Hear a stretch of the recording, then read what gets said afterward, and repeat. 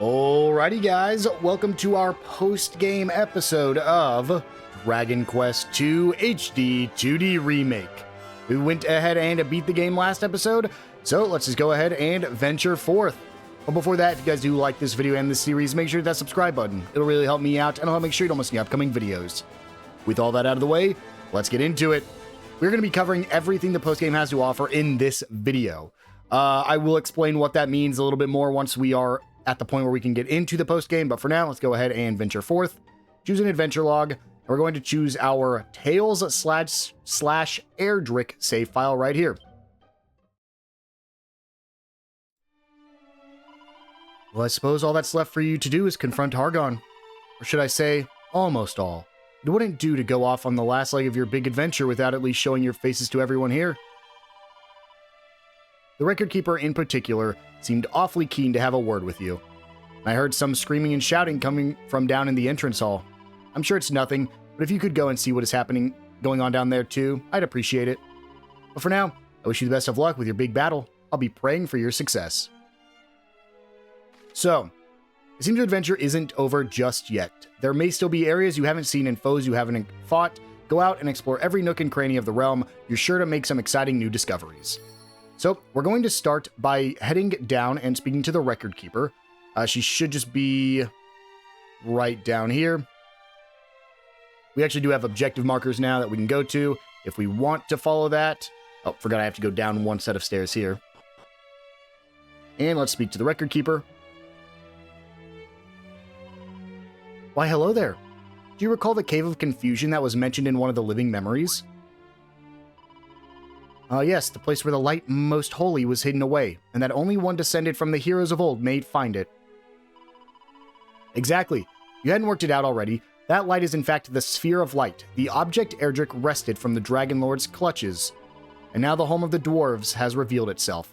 They're the ones who constructed the cave, and who are sworn to protect it.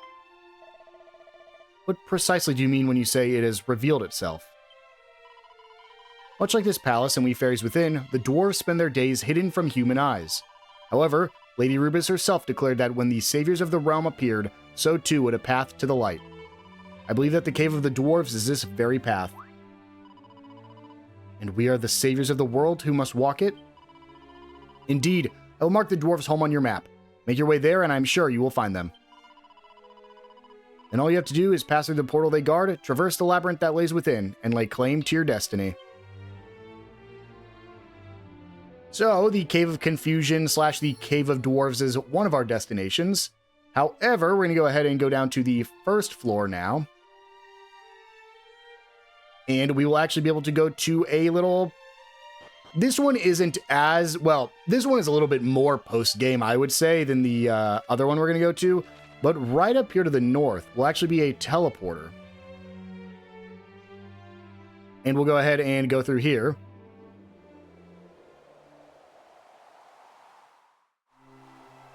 And here we are. This is the Cloud's Gate Citadel. Pretty much the exact same place that it was back in Dragon Quest III. There's a couple things we're going to get before we discuss post-game. And they're going to be right here. We can go ahead and go north. And we can talk to Lord Zenith if we want to, but we don't really care. Instead, we're going to go ahead and come up here. Go through this locked door. Use a safe passage. And we're going to grab the Tombola tickets, the Yggdrasil dress coat, and the Seed of Life. I don't think the Yggdrasil dress coat is better. We can check it out. Yggdrasil will be the last one. Nope. How about you? It is a little bit better for you than the hate mail. And he's the only one that can wear it. That's so interesting. It's almost hinting like he's the main protagonist. We're going to go ahead and then head to the room just north of us. And we can interact with this dresser to get a mini medal. And then this bookcase will get us the metal slash scroll. And we'll go ahead and walk up here. So this is the Citadel Tower. This is the first harder enemies in the game you can fight. Now, let's quickly talk about post-game. For most of you, you're not going to care.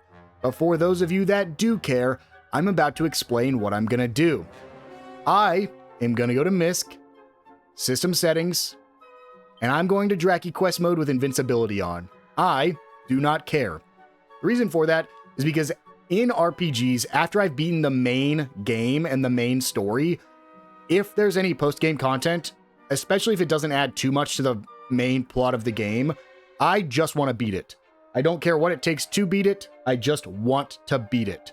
So, in this game specifically, I consider myself having already beat the main game. Now, I want to give a couple examples of when that won't be the case, and that is most of the games we've played on this channel thus far. An example where I would have lowered the difficulty is if you saw Octopath Zero, after we got the main ending and we fought the super bosses and all that had the post-game episode, I would have lowered that difficulty if I could have. However, a game like Dragon Quest XI, if you guys are familiar with that, I don't consider the post-game to be the post-game. I consider that an Act 3 because of how much content is in it and because it continues on with the main story.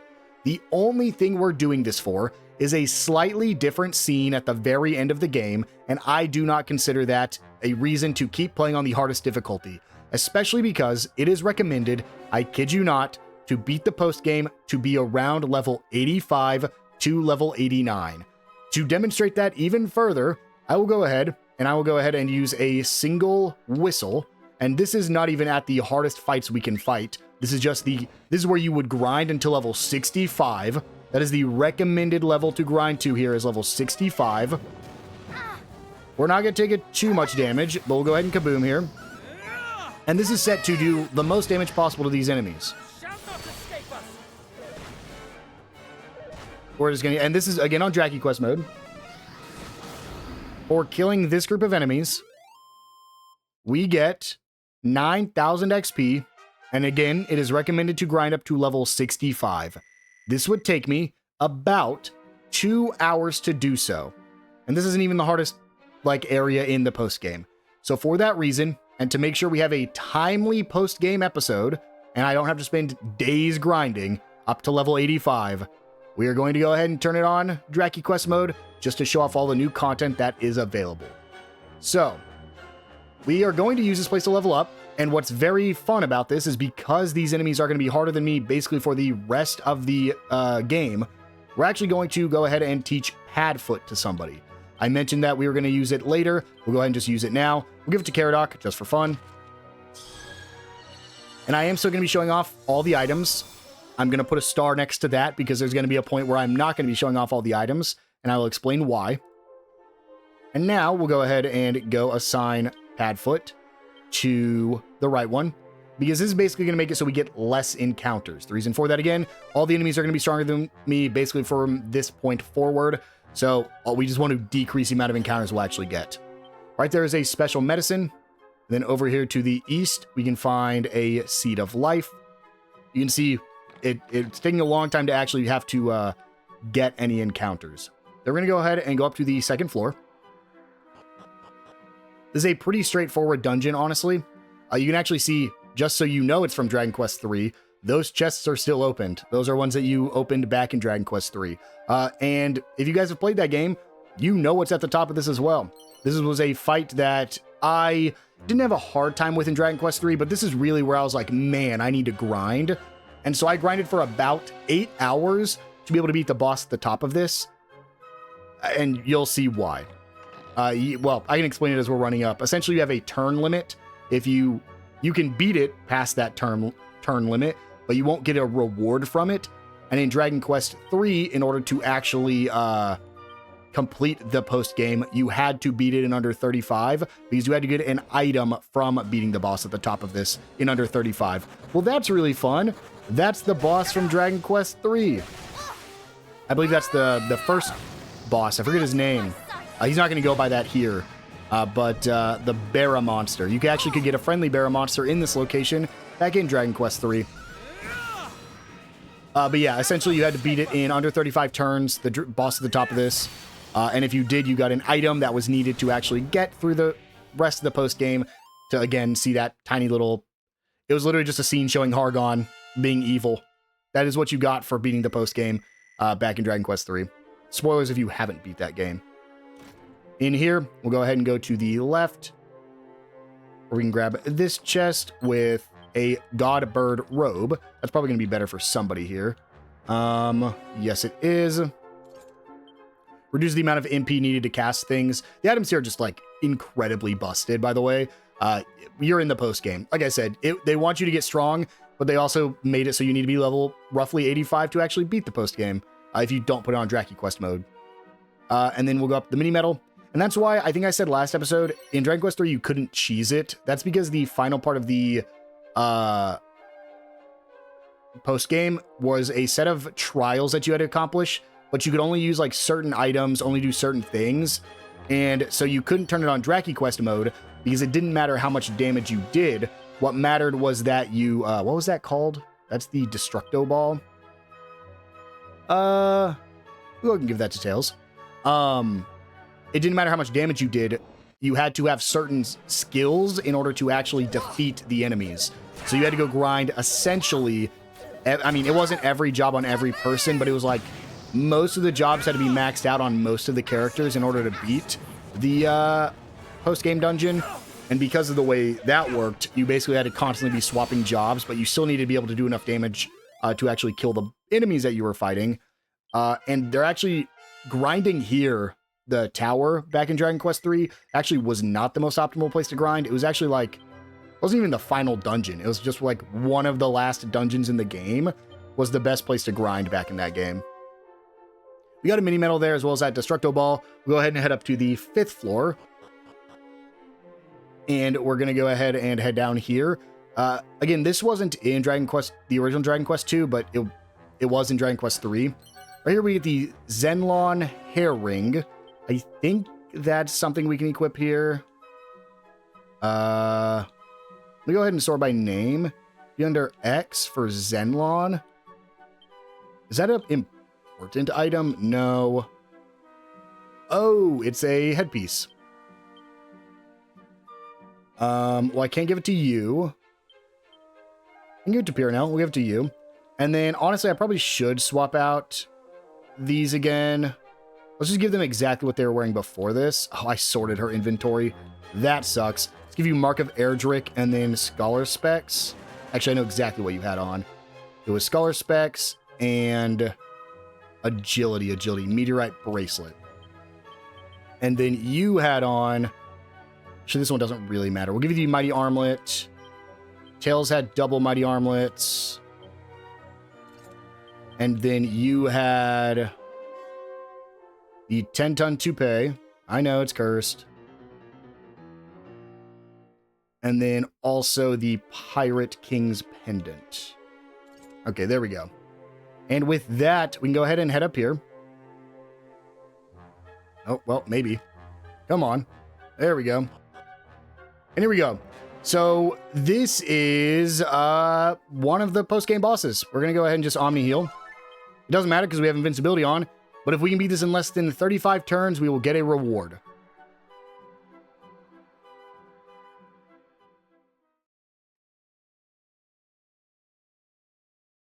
Even on Dracky Quest mode, that might not be possible.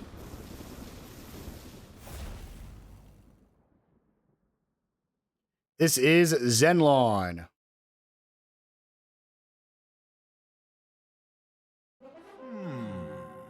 For a human to reach this place is truly something. Well met, mortal. I am Shenlong, keeper of the heavens. You must be rewarded for reaching my sanctuary. I shall grant you a wish. But on one condition, that you first best me in battle. Do you accept?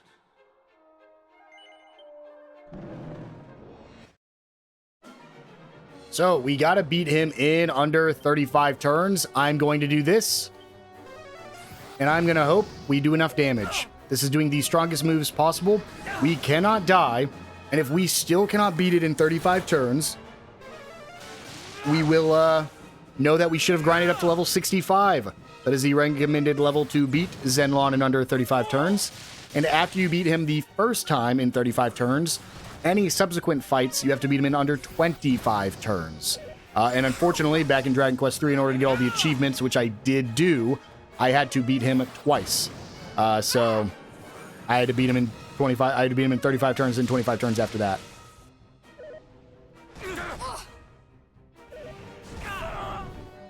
This is without healing, by the way. You can see he's really not doing like an insane amount of damage to me. He's still doing a lot. But I think we're going to be powering up all of these moves, right? Honestly, what I should be doing now that I'm at 1 HP, I should go take control. And I should have Tails just use Cutting Edge over and over again. Have him use Kazap over and over again. Get an Oomph on Tails. And then Twin Dragon Lash over and over again. Dragon Slash actually does a ton of damage here. Well, it gets rid of my Oomph, so no reason to even do that. Unbridled, that did 835, that was it? Man, that's not good at all. How much does a Dragon Slash do? How much does a Omni Slash do? Oh, I can't do Omni Slash, never mind. Which is a double dragon from you as well. And then Kaboom. And a Twin Dragon Lash. Yeah, you can't buff because he'll just dispel your buffs over and over again as well. So that's a fun one. I believe that worked the same in Dragon Quest 3 as well. And I'm out of MPs, so Dragon Slash, Kaboom, and Twin Dragon Lash.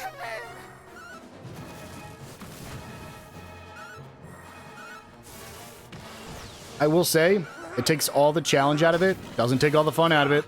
I'm having a great time. Because at this point, I just want to... Oh, actually, honestly, we might have been able to beat him already. I mean, again, I'm on Draki Quest mode. I could have maybe beat him on Draki Quest mode without invincibility. Would have taken a little bit longer. But he's at yellow HP already. Here's the thing. I wouldn't be able to do these boosted damaging attacks. Why did Matilda not... Does boosting cost more MP? Did I never realize that? It might. Out of my sight. Yeah, because we're at 1 HP, we can constantly use these boosted attacks, which we wouldn't be able to do in a regular fight. But if I was level 65, I don't think it'd be a problem. We're literally just going to do this until we're out of MP on anyone else. Once we're out of MP on everybody, honestly, I should probably just swap Tails back to hit hard.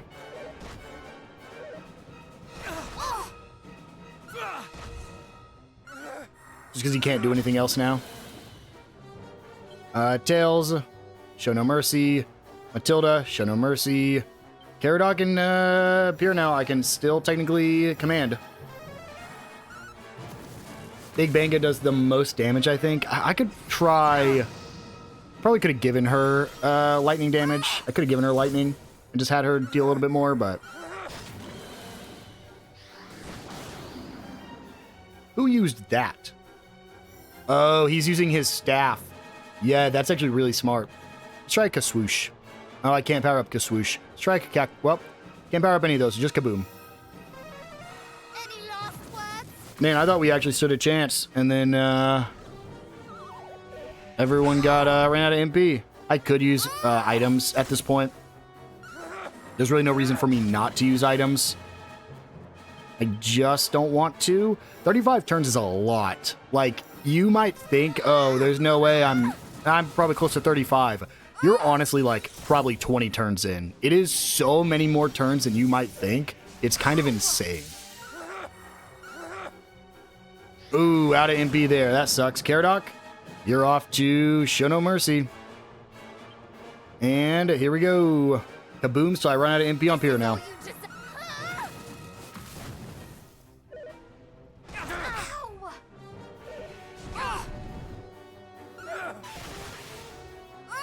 Well, Caradoc is down to 1 HP, or 1 MP now.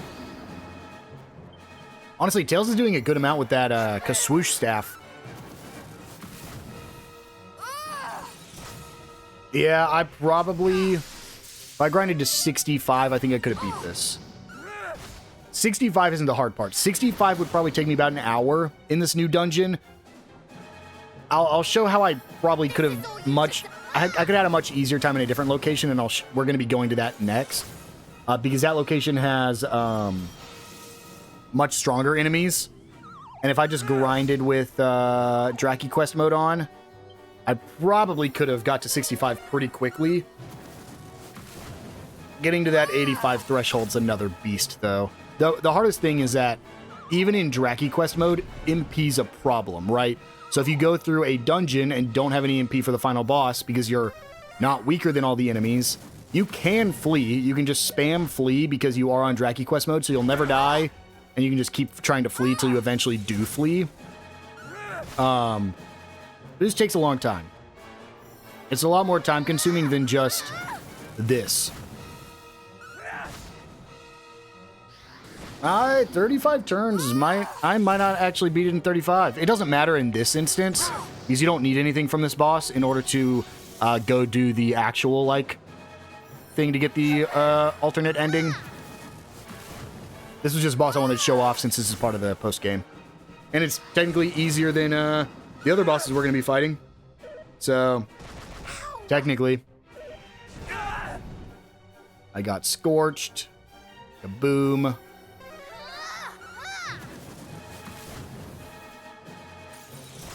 Any second now, we should be at the end.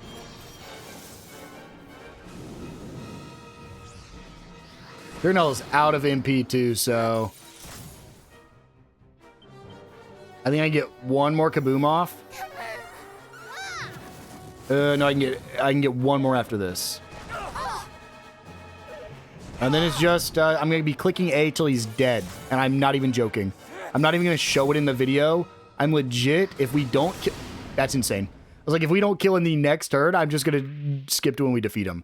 And we'll know if we beat him in 35 turns very quickly. Like I said, 35 turns is a lot, and honestly, he's a really good way to get experience too.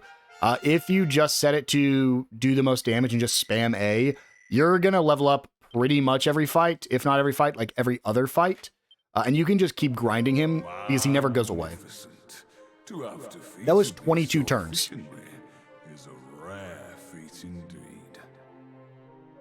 For the first time in eons, I have enjoyed a truly exhilarating skirmish. Very well. I will keep my word. Your wish shall be granted. State your heart's desire.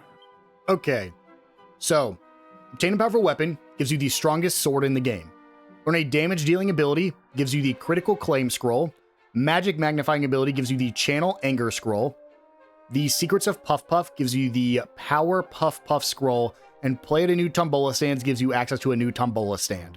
I believe the only one here that requires you to actually get every achievement in the game is the Secrets of the Puff Puff, because you have to do it twice, because apparently both Hero and Piranel each have their own versions of Puff Puff, and so in order to get the Learn Every ability, you have to get this one twice and teach it to both of them, otherwise you don't technically learn every ability.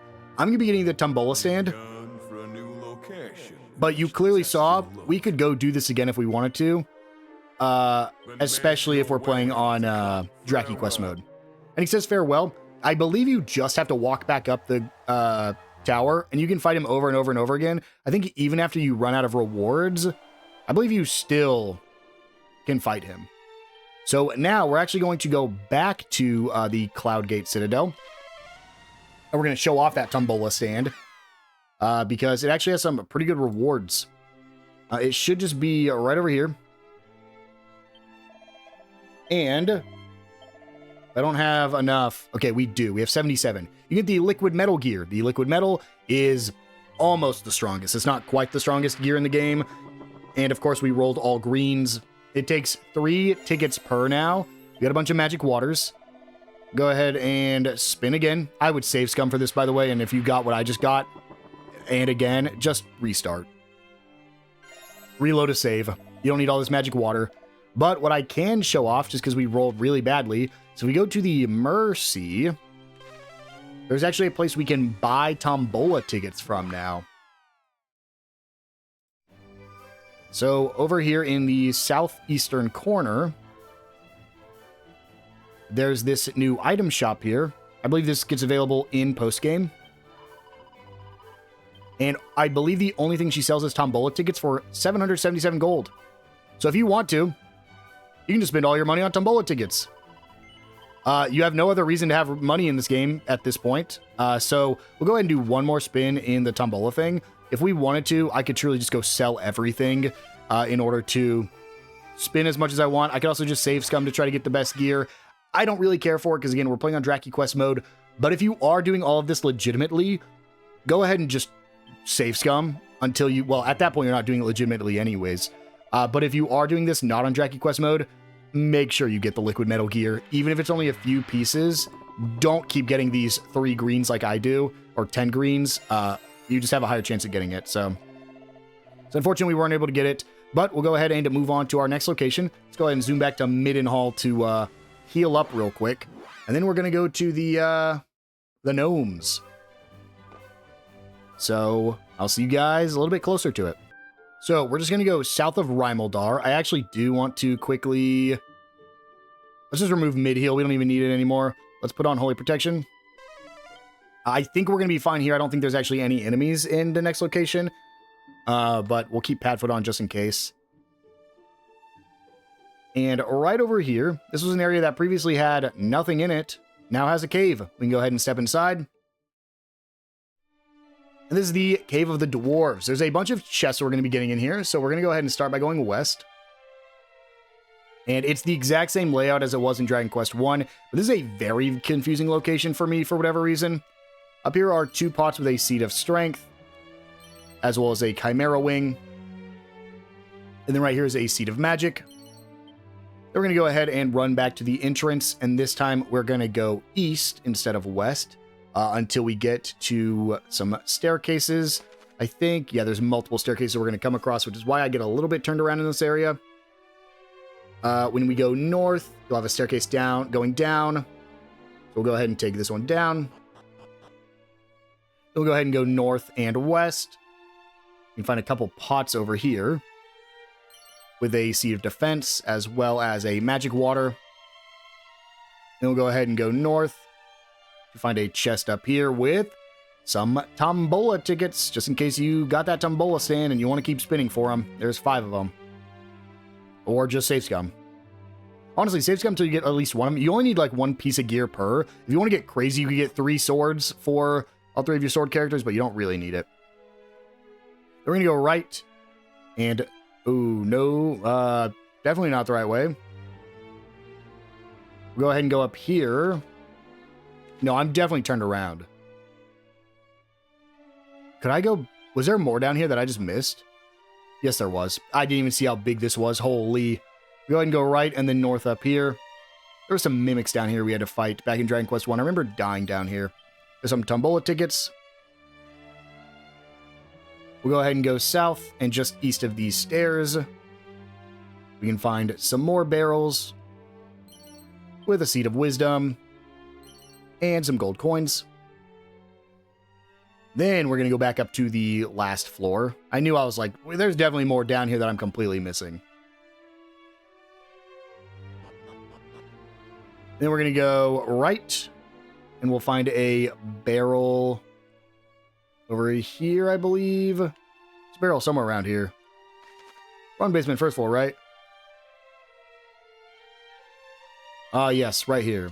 These were the stairs down below. This is Seed of Agility. We're going to go ahead and go back downstairs. We're going to go left. And then north. And then back up these stairs. This is why it's like... I just don't like this area. Then we'll go south. You can find 2 barrels with a vial of magic water. And some coins. And we'll go ahead and go down the stairs again. And this time we're going to go west to those 2 treasure chests we can see. One of them I think might be better for us. So we're going to get some coins, probably out of this one. Yeah, and then this is going to have the Sword of Ruin. I think that's technically better for Caradoc. No, it's not. Well, it's because this one would technically deal damage to us, but it won't this time. We're going to go all the way back to the very first staircase we took. We could technically just go up this staircase right here. It's basically the exact same, so we'll just go up this one. And then we're going to go back up here, and we're going to go north. And we're going to follow this around to a big open area. And then we'll go down into the water here. We can get a mini medal out of this chest. Then we're going to go down the eastern staircases first. At this fork, we're going to go south and back up to the last floor. And here, we're going to get an item that I was hoping we were going to get much earlier, because this is how you typically grind in Dragon Quest games, and it pisses me off you get it this late. It's the Metal Wing Boomerang. That is a boomerang that will hit metal enemies guaranteed. Usually, you use that, and you can go ahead and grind metal slimes, but because you don't get it till right now, it's not consistent when you get groups of like 8 to 10 liquid metal slimes, which is why we never grinded it that way. That's my rant over with. We'll go ahead and go north. And right up here, we can go ahead and get the Unsealant. There's nothing up those stairs, so we're going to go back. And we're going to go back up to the little fork we had here. And then we're going to go down these stairs to the north. We'll go left from here. And there'll be a pot right here for some gold coins. Then we'll go up these stairs.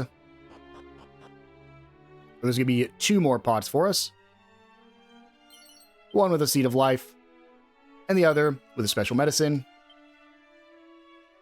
We'll go back downstairs. Now we're going to take the northeastern exit up here to get to the actual location we want to be at. This is the true Cave of the Dwarves. I believe we can still teleport here if we do leave here, but we'll go ahead and start by going left and interact with this barrel to get a Seed of Stamina. Then we're going to go trigger a scene with the dwarf up here. Wait, you lot can see us? Then this must mean the time has come, just as my granddad always said it would. Thou sayest thee and thy companions are descendant of the hero of legend? Well, that explaineth all. Including the reason you have come here today. You're here to explore the Cave of Confusion, correct? We call it the Cave of No Return, since those who enter it rarely do. Are you sure you want to go in there? Yes, I am. Huh, 'twould seem bravery doth run in the family. I would expect no less of the scions of Erdrick. You will find the entrance to the cave down the well. Be warned, keep your wits about you or it will chew you up and never again spit you out. Before we do that, though, we have a couple more other things we can do. We're going to go north and into this room. And actually nothing here. It's going to be this room. We can go ahead and grab this chest for a Fog of War scroll. This for a Raging Bull helmet. And this one for an Elevating Vest. I want to say that Raging Bull helmet is good. Nope, it's not. What was the last one? The Elevating Dress. We'll sort by name. Elevating Vest. Nope, still bad. I think that gives you more XP, though. So, gives it to you right at the best time. Because we're about to go into the area where you want to grind up to level 80. We're going to go left. And over here, we're going to check these pots for some gold coins and boxer shorts. And then we'll go ahead and jump down the well. We're not in the Cave of No Return just yet. We can check this northeastern corner over here. That, well, would help if we're in the northeastern corner. That's the, no, the Cave of No Return is the opposite area. Wow, how did we not see this in the first game? Right, there's a mini medal, and that is it for this area. At this point, we're only missing 4 mini medals, and they're going to be in the next zone, the Cave of Confusion. Let's go ahead and hop in there before we do anything else, and we'll talk about it once we're in. This is the Cave of Confusion. This is the final, honestly, the final dungeon. You won't be able to leave until you've reached a certain floor. Let's go in. So in this dungeon is recommended to grind. In fact, the only safe way to do this is just to turn it on DrakiQuest mode and start grinding up to about level 85. This is 25 floors of a dungeon, all in consecutive order, with items scattered around, and a secret exit that you have to find. The reason I said that I won't be talking about every item in the game is because I'm not going to be getting most of these items. The last 4 mini medals are here, and I will show off any items that are important, but we're going to be basically using Padfoot and the other thing to try to avoid as much as possible. The exit to this first place is going to be right up here. We're going to fall down here. This will bring us to the volcanic grotto area. We're just going to start making our way around. And again, I'll fight the fights that we get into.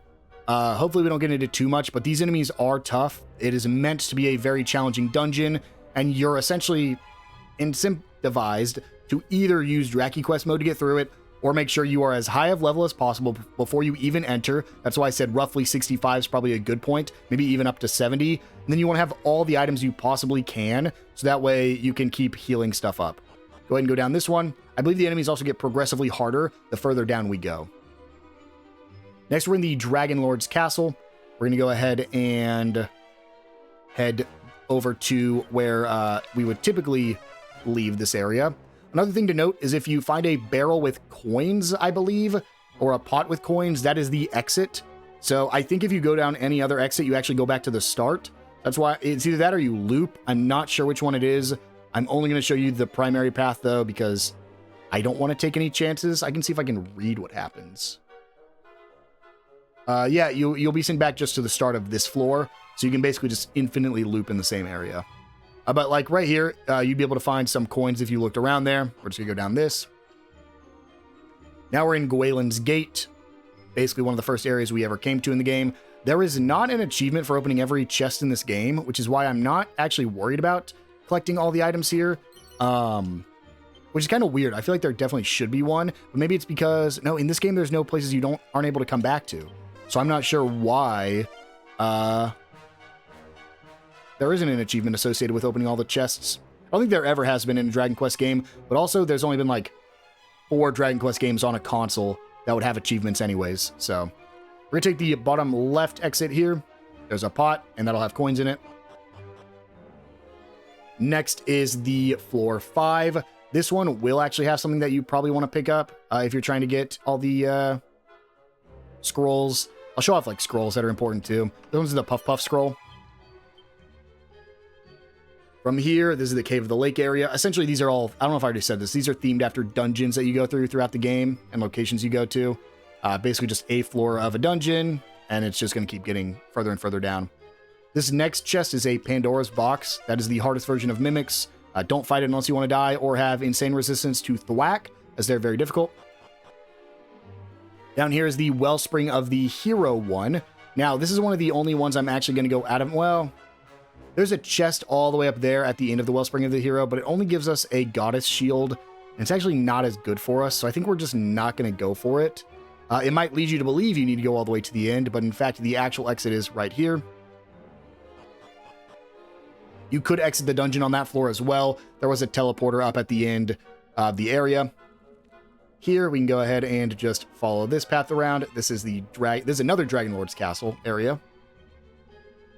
They ran out of dungeons to use. They had to copy Dragon Lord's Castle since there's so many floors. I will grab this chest. This one has a Bazoom scroll. And it's just like, it's on our way, so there's no reason not to just pick it up. Bazoom's an interesting spell. It had its use back in Dragon Quest III, because it could instantly get rid of an enemy out of a fight. Now, you didn't kill it, so you didn't get the loot or the XP, but it was used in the final dungeon, because you could just cheese some, they're like souped up Pandora's boxes that would heal themselves. So instead of fighting it, you would just Bazoom them, and you could win the fight that way. Down here is Galen's grave. We're just going to go all the way to the south area. There is a mini medal in this one, so we want to make sure we pick this one up. This one is going to be... there's going to be a Seed of Magic here. We'll just pick all these up. This one is going to be the mini medal. This one's going to have a Seed of Wisdom. And this one's going to have a Tombola ticket. And then we'll go down to the next floor.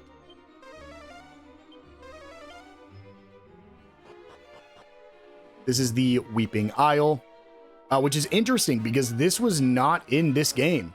And if it was, I couldn't find it. There's no way it was in this game. We would have been here at least once, right? This was a place from Dragon Quest 1 for sure. We're going to come down here. Next is Quagmire Cave. This one has a scroll, but I'm not going to go out of my way for it. It's got Spooky Aura. I think any scroll... Well, in order to get, I believe, the All Abilities achievement, you do have to pick up every scroll, because in this is where you're going to get your duplicate scrolls. I won't be going for it, but there is one right there. You can kind of see it right there. But that'll be the Spooky Aura scroll, so if you're going for that achievement, make sure to pick that one up. I probably could go for that achievement if I really wanted to, because I've got every scroll up till now. If I want to, I can always come back and play it on my own time. There's a few other achievements I'm missing from this game. I would have to do a second playthrough of Dragon Quest 1 as well, because I do not have enough enemy kills from Dragon Quest 1, because I did the same thing. I just turned on Holy Protection and Padfoot and ran through most of them and didn't really deal with it. In here is the Cave of the Dwarves. There's 2 Pandora's boxes, but we're not going to do either one of them. Instead, we're going to come up here and go down. So yeah, I think I have to do a second playthrough of that game. I also think I have to do another one of this, because I think it's the same case. I don't think I have enough enemies defeated. This is another mini metal floor. So we're going to go ahead and go south at this little juncture here. There's also Tombola tickets and a Seat of Agility up in the northeastern corner. We're not going to go for it because our exit's going to actually be the southeastern exit. And so to run all the way up there for some Tombola tickets that we can just buy with money at this point, I don't think it's worth it. But right here will be a mini medal. Only 2 more left in the game, and this is about the halfway point. This is floor 12. There's 25 floors, so, you know, 12.5 is the halfway point. So we're essentially at the halfway floor. And we got really lucky. I guess we are at level, and these enemies aren't. Like, we had more encounters back in the tower we just at. This is Erdrick's Hollow. This one will have another Pandora's box. That one's a special medicine, but I don't need special medicines. The Pandora's box is actually, it's there to confuse you. Never open a chest that's right next to the exit, because they're almost always Pandora's boxes. Because this one is a Pandora's box right here. Here in Dragon Lord's Castle, first floor, there's actually nothing here, and we just have... Ooh, don't go backwards. We just have to wrap around. Ooh, this is nice. This is Dragon Lord's Castle from Dragon Quest 1. Oh, I mean, I guess, yeah, it is the same game, huh? Technically, it's the same game, so they just had to reuse assets. I guess that's why we had that other area. Oh, this is about to get even cooler. Hold on. I see this next floor that we're going to be going to here in a second. That's sick, because that's not in Dragon Quest 1 or 3, or 1 or 2. That's a Dragon Quest 3 location. That's not even in this plane of existence, I don't think. Here's Padfoot and Holy Protection.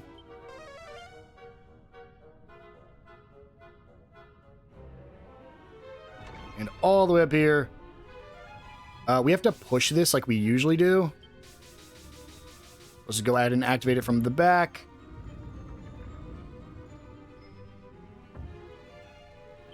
And go down the stairway. This is a spiral staircase. Literally just go down it.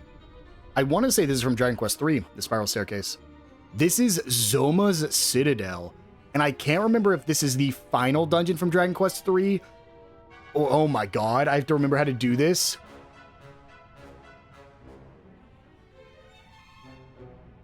Oh god. Oh god. So this was a mechanic in Dragon Quest 3. I can't remember if this was the final dungeon. I think it was.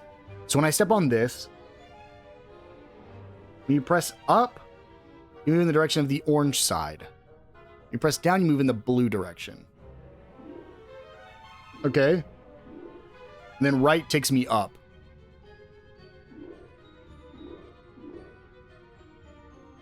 So right will always take me up. Nope, nope, nope, nope. No, it will not. Oh, shoot. No! Oh my god. Dude, no. This is so annoying. Okay. I hated this puzzle. Okay, so... Up will move me here. Up will move me here again.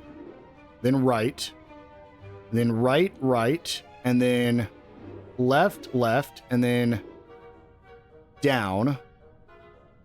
And then right. Left, left. Okay, there we go. Ooh, there's a cat suit over to the left side if you want a cat suit. There is an achievement for wearing cat suits and dog suits on all 4 characters. So I think you have to get that cat suit unless you have the bonus one that I have. So I'm not worried about it because I have the bonus one. And then up here, we're just going to go down left. This is Baramos' lair. This is for sure. This is from a different world because this was from the first half of Dragon Quest III. This is so cool. I was not expecting this. I know I never covered Dragon Quest III on this channel, which is why I'm like a little bit sad. But this is so sick.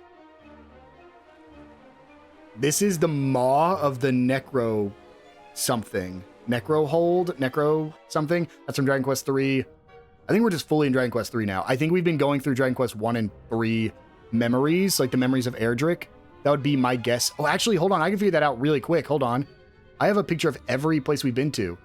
Rendarak, back to Volcanic Grotto, back to Dragonlord's Castle, back to Gwaelin's Gate, back to the Cave of the Lake to go through to Dragon Quest 1, then Wellspring of the Hero. No, Cave of the Lake was this game. Wellspring of the Hero was the start of this game. And then we had a teleporter to get out of it. Then Dragonlord's Castle was the ending of Dragon Quest 1. Then Galen's Grave from Dragon Quest 1. Then Weeping Isle. Then Quagmire Cave. Then Cave of the Dwarves. Then Craggy Cave. And then Erdrick's Hollow is where we started. Well, not quite. Yeah, well, it kind of is. We get a little bit confusing here. But Erdrick's Hollow is basically where we started Dragon Quest 1. And then there's a teleporter there. Then we're back in Dragonlord Castle's first floor, which is the only unfortunate thing because that wasn't in Dragon Quest 3. But at that point, then we're in Zoma's Citadel, back to Baramos, back to Bridge in the Maw, and now we're in Gaia's Navel, which I remember this area from Dragon Quest 3. Oh, this is so sick. There is a mini medal here we want to grab. There's also a teleporter to leave here. Man, now I wish I would have covered Dragon Quest 3 on this channel. I played it when this channel existed. Like, I played it back in, I think, October or September. I played it around the time that this game was like coming up to being released because I wanted to play it before this game came out. Ooh, King Hydra, huh? Well, we are officially fighting. Let's just deal with it now. The King Hydra is the fun fact here. That is the enemy you grinded back in Dragon Quest 3 to level up before you went to the post game.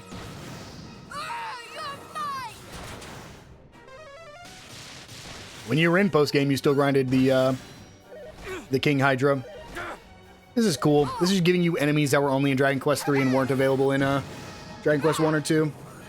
This is a really neat post game. I'm glad I'm not grinding and wanting to be sad because I get to experience this and not have to worry about anything.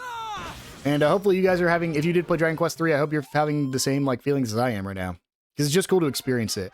Yeah, 33,000 XP. That's about how much you were getting back in Dragon Quest 3 as well. That's why you would grind these guys, and if you got lucky, you'd fight 2 of them at the same time. Because by that point, you were strong enough where they couldn't kill you. Or you just turn it on Dracky Quest mode and click A really fast.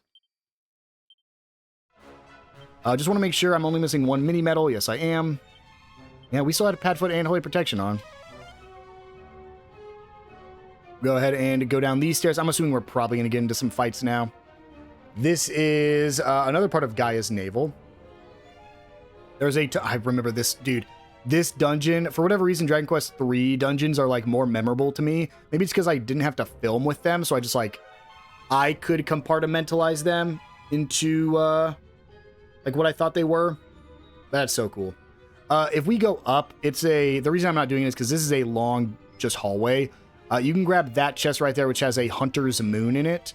Instead, though, this is so cool. So back in Dragon Quest 3, I'm sure you guys have played it.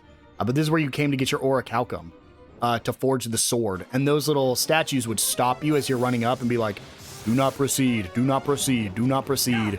It was so cool. If we keep following this, we only have 3 more floors left. The next one is the final mini medal. Glad we're not going back to the pyramid. I hated the pyramid. And down here is where you would have found the orichalcum back in Dragon Quest III. This is Kidnapper's Cave. Go ahead and grab our final mini medal from here. It's just directly left, and it's going to be in this area. I believe it's in this barrel. There we go. That is all 8 mini medals in the game. You should get an achievement if you got them all. We will go turn those in this episode. The reason I didn't turn them in last episode, because I knew we were going to be getting some more here. The exit's going to be all the way down here in the southeastern corner. There is a madcap as well as a Pandora's box here. Nothing we need to worry about. And, oh, can I not? I can't exit through here. I got to go around. I forgot. Go just left. This is a very easy dungeon. It's just a bunch of squares. Open this and head east. I think this was one of the first places you came to. You got the Thieves' Key. And here is the Path of Promise. Dude, I remember these so well. We'll go ahead and fight. Oh, gosh, just giving me these. We reach 57 from that fight. I might hit level 65 on accident, but I need to be 85 on accident. Right here, we can actually... I don't know what this is. That's why I came over here, because I did not recognize the name of this. This is the Exo Toga. Excuse me. That is so good. Why is that so good? We throw it on, Tails. Now we're going to go ahead and come up to the left, far left side.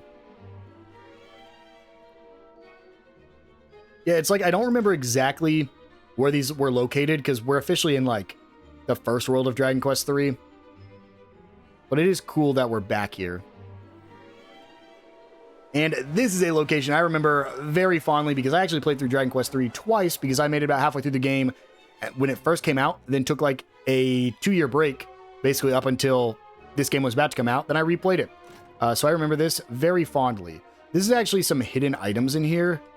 Don't know if I care enough to try to look for them. But you can find an Elven Elixir, a Critical Claim Scroll, and a Seed of Magic in here. Well, don't care enough to run around and get into more fights with enemies. Caradog hits level 56. Matilda hit level 55. I do care, I lied. It's like right here. There's our Critical Claim Scroll. Yeah, this was like our first destination. I remember we like went, this is right after we got the Thief's Key, I believe. We had to come here to get it, and then in order to leave this area, this was the Dreamer's Tower. In order to leave here, I believe we had to have the Thief's Key to like open a chest or something. But I remember this area because out of all the other areas, I played through this twice. Because I took that little break and restarted from the beginning. I had a different job whenever I started Dragon Quest III than I did when I beat Dragon Quest III. And that's it. Oh, this is so cool. If you guys have not played Dragon Quest III, this won't mean too much to you. This is where the game started. You essentially got asked a bunch of questions, and after you got asked those questions, you made it here, where we first spoke to Rubus. The Sphere of Light. I have never felt such warmth before. Let us follow in our forebears' footsteps and claim it our own.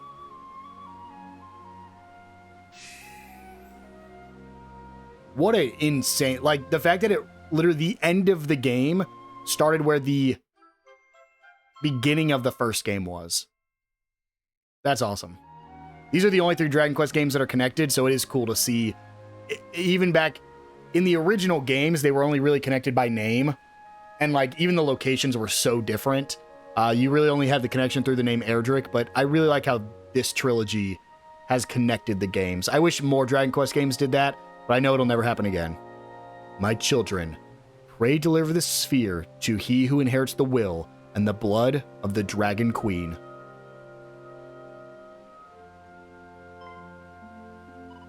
Did you hear that? To whom could she refer? Isn't it obvious? Dragon Lord's great-grandson.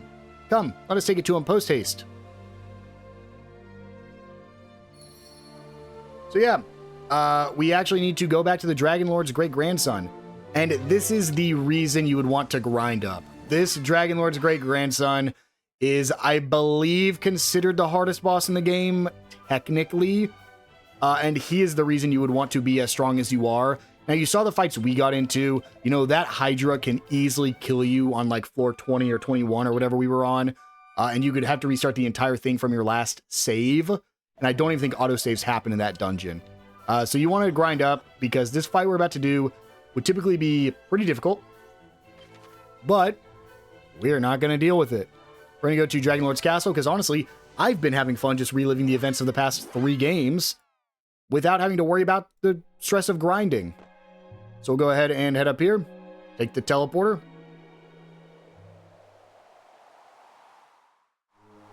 And go pay a visit to the Dragon Lord's great-grandson. This is essentially souped up sigil skills again. We're not going to worry about that, but you can get different effects, I believe, when you have, now that we have the Stone of Light. I think almost everything at this point can be buffed. You? Have you truly? Can it truly be?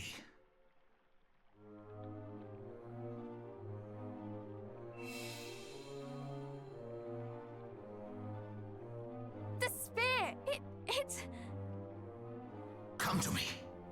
Grant me the power that is my birthright. The true power of dragons.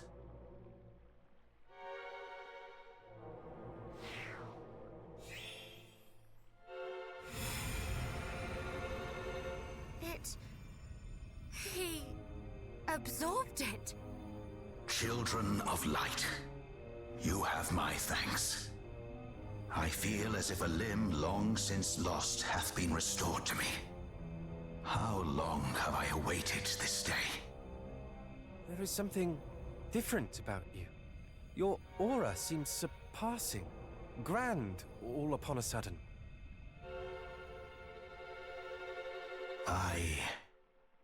Forgive me. I feel transported to another place and time. Or rather, I feel that a place and time once lost have been restored. For you see, the sphere of light is part of us, part of dragonkind. Its power was refused my great-grandfather, who had long since succumbed to darkness. And then it was lost, but thanks to you, it hath returned. Allow me to repay the favor. Allow me to use its power for your sake. I shall be your final trial. You must face me in battle and be proven in its flames. Which of us shall prevail? I, whose true power hath been restored at last?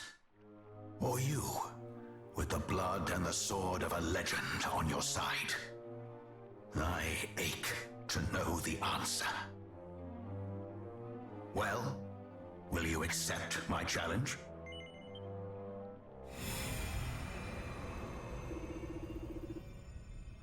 Come then, heroes. Show to me the true strength of your legendary line. Here we go. This is essentially the exact same boss fight from the end of Dragon Quest 1. We'll go ahead and we're just going to auto per usual. He's going to be healing himself. He's just a harder version of the boss from Dragon Quest 1, but I actually don't think this form is very difficult. I find it really cool because, again, all this stuff is brand new to this remake. In fact, I think most post games in Dragon Quests are exclusive to the remakes of the games. But it's cool because you learn that back in Dragon Quest 3, the Dragon Queen gave her power to create that sphere of light, essentially, which let us defeat the bad guy. Well, after that, the Dragon Lord, which was her son, wanted the sphere of light because he wanted his power back that she gave up, essentially. But we defeated him because he was going to use it for evil means. You can also see we haven't even healed, and we're doing this much damage, so this fight in particular isn't too difficult. It's going to be the next part. But now that we've returned the Sphere of Light, he has the power that the Queen of Dragons initially gave up to help us beat the darkness. I think we easily could have beaten this phase, even on regular difficulty. Because right here, we would have Omni healed. Yeah, we would be super fine. There's Bounce, and there's Cutting Edge to finish off phase 1. But again, it is just like it was in Dragon Quest 1. So we're not he's not defeated just yet. Green Head's level 54. Good, because she's fallen behind on HP once again.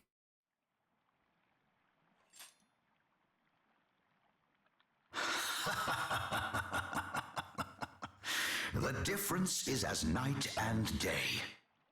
When first you came to me, you were mere pups. But you are pups no longer. No, we are stronger even than the descendant of the very Dragon Lord himself.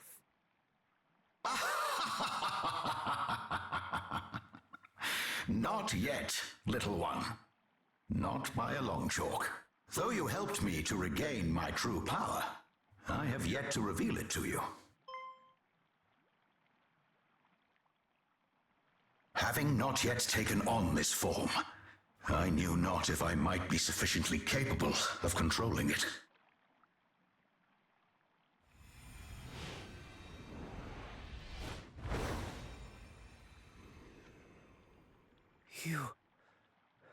You are become a dragon. He looks so cool. Indeed, I am. And without your aid, I could not have done. You have my deepest thanks. We should not be surprised, I suppose. You are, after all, heir to the Lord of Dragons. I am. And if you are able to defeat me, you may lay claim to the same title as your own illustrious heir. Slayer of the Lord of Dragons. We shall do just that. Forgive us if we cause you undue harm in the process. Do not hold back on my account. If it might aid you in growing mighty enough to prevail, I shall not begrudge you the loss of a scale or two. Come then, do your worst.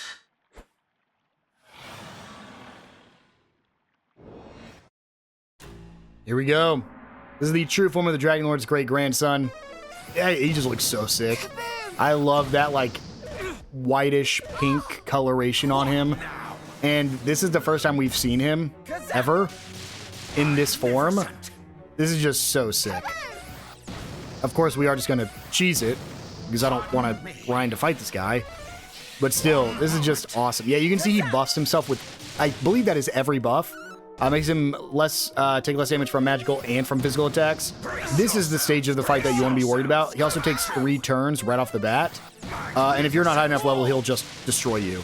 Honestly, the liquid metal gear is also really good, so trying to spend all your money, sell everything you're not using in order to actually get the liquid metal gear from the Tombola machine, getting the best sword you can from fighting the dragon. I believe at this point you can also get every single ability in the game, because all you have to do is go through the 25-floor dungeon, and every character can have every ability. Essentially, you want to be as maxed out as possible before this fight. This isn't even the last fight. This is the second to last boss in the post-game. This is the boss you have to fight in order to get the item to fight the final boss. What's very, I wouldn't say upsetting, but it's very interesting, is that the Cloudgate Citadel is not actually required to finish the post-game like it was in Dragon Quest III. I'm not necessarily complaining about it because, again, that was like one of my first walls, was getting through the 35 turn limit of that dragon back in Dragon Quest III. But it is a little unfortunate that you don't really have a reason to go there. And if you don't collect all 7 memories, which again is completely optional, the only thing all 7 memories gets you is access to Cloudgate Citadel. Or, no, it's the other way around. Cloudgate Citadel you always have. Does this make us true heroes? To do this, you have to get all 7 of the memories. But either way, if you don't just go to that teleporter, you could never go to Cloudgate Citadel. That's level 58 for Tails. Caradoc Kid's level 57. Matilda reaches level 56, and, dude, Pierrnell's just being left behind. You are grown.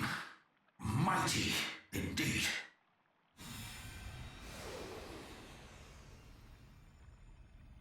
I yield to you, scions of Erdrick.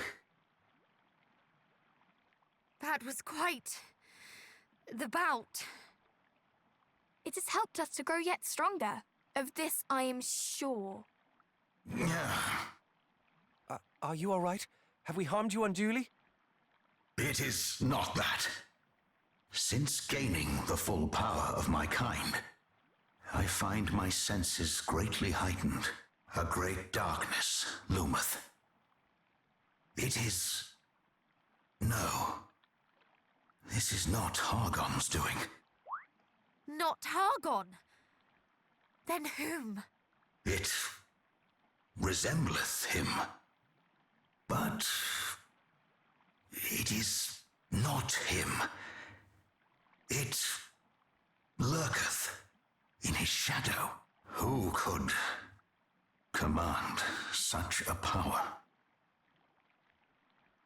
I would grant unto you the power of my kind.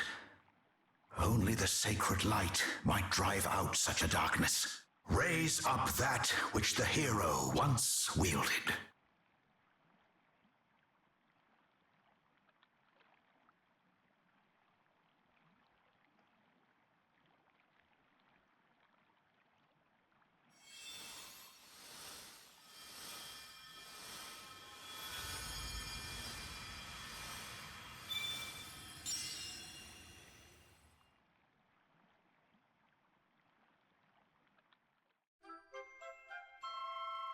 Dragonlord's great-grandson transforms Erdrick's sword and Erdrick's shield into Erdrick's supreme sword and Erdrick's supreme shield.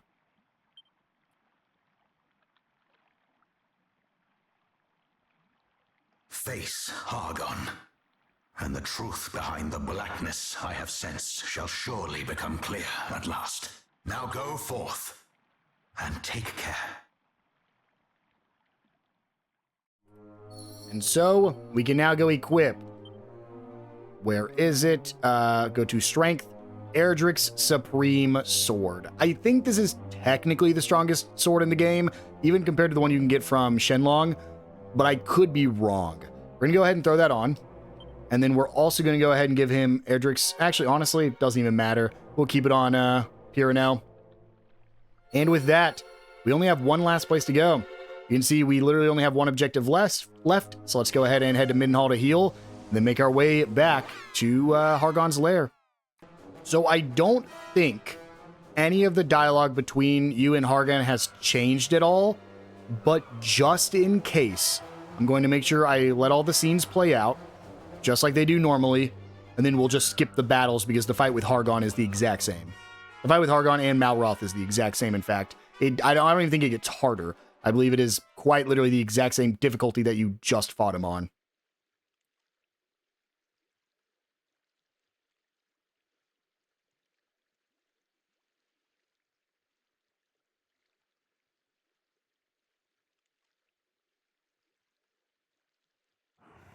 Who would disturb my prayer?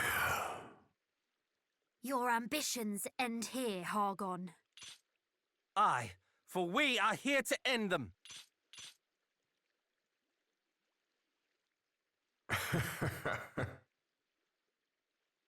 You would end me?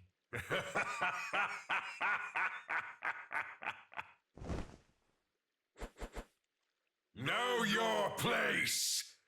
I am the High Priest Hargon, servant of the almighty Dragon Queen. And what are you? Naught but feeble, witless brats.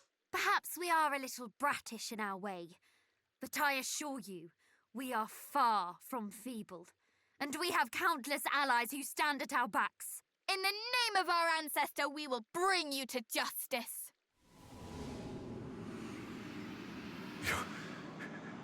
Your ancestor?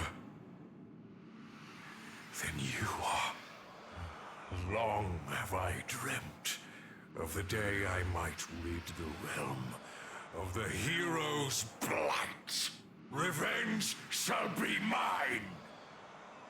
Revenge for what? For the despair and grief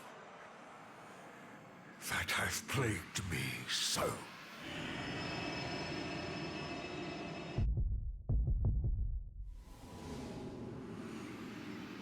What was that? I will unmake this worthless world and bring into being a new one. One that existeth for her and I alone, and none shall stand in my way! It is time that your accursed bloodline finally met its end! So, everything's gonna play out the same way, except I'm gonna do something just in case, and I'm gonna use Erdrick's Supreme Sword, because I don't know if it has to be used now or later, so we're just gonna go ahead and use it now. Your line. Kneel before me. Yeah, he focuses, and we hit him with that damage. He's now susceptible to damage, and now we're gonna go ahead and show no mercy. And I'm gonna go ahead and let this fight play out, just like I did last time. Nothing else changes in this fight. So you'll see you guys once Hargon has been defeated. There's Hargon defeated very, very quickly. Have we won? Tails reaches level 59. I actually was going to set them to not use MP. I'll use that on the next fight. Reynaud reaches 55. Dude, how are we 4 levels higher than her? I guess she dies a lot at the end of fights. I'm going to go ahead and let these scenes play as well, because I still don't know if this has changed at all. No, this cannot be.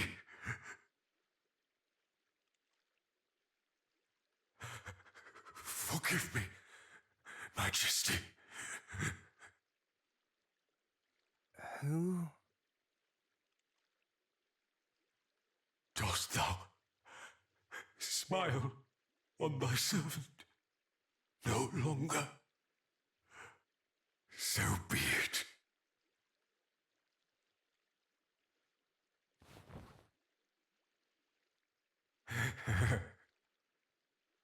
Then I shall offer up my very soul, that all may be rendered asunder. The end is nigh, Malroth! Master of destruction, heed my call.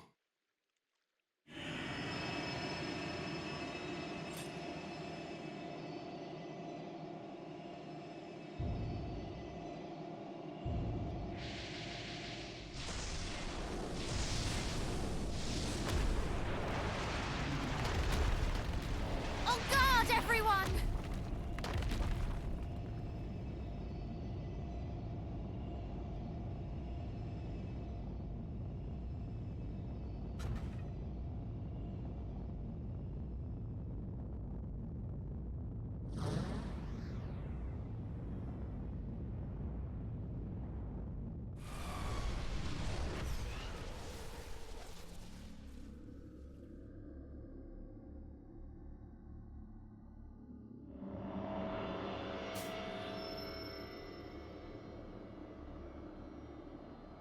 I want to say, I know I complained about Malroth at the end of last episode.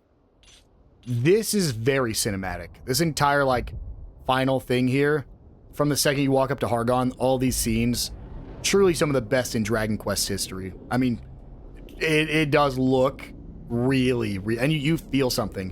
When you hear the heartbeat and you see the scenes flash, this whole thing, those lights creating a, like, cross, it all just looks so cool. Hey, look, it's a guy from Dragon Quest Builders 2. God Pazuzu spoke of. Get it? Because he's more of a character in Dragon Quest Builders 2 than he is in this game. I can't believe it!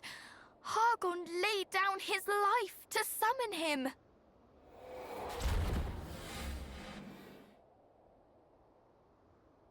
Fear not, cousins. We have come this far. There is naught that could prove our equal now.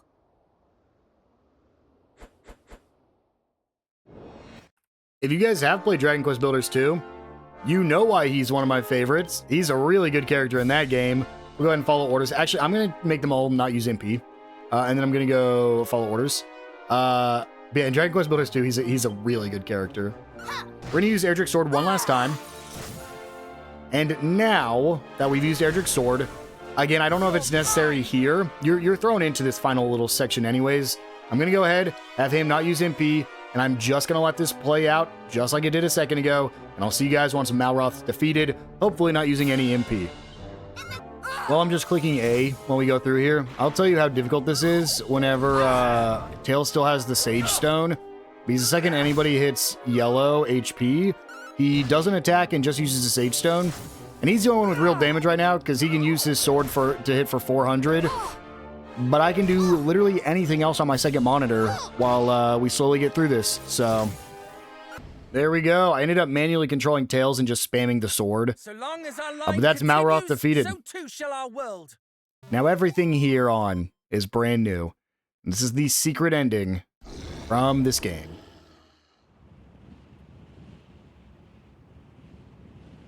And I know nothing about this. This has been completely spoiler-free. I've seen everything up to this point. I have no clue what's about to happen. What?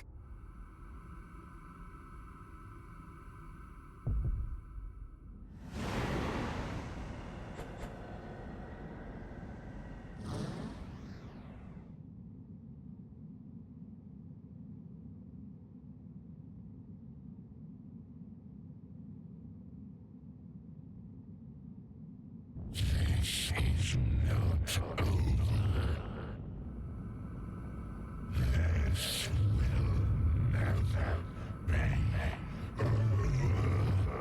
will never be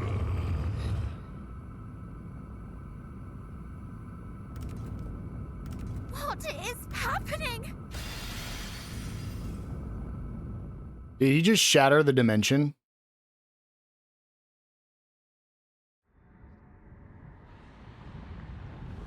Whoa. Whoa, this is sick. Where are we? Everyone, watch your footing!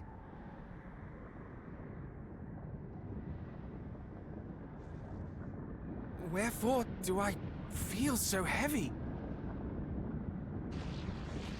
Good goddess.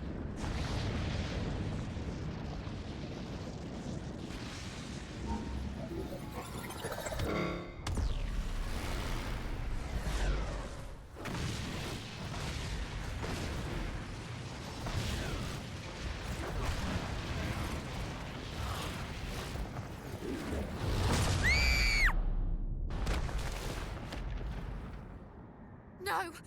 Hold on! I cannot! You must! What of our promise to Rubis? You're right. I shall not give up! We shall be victorious as one!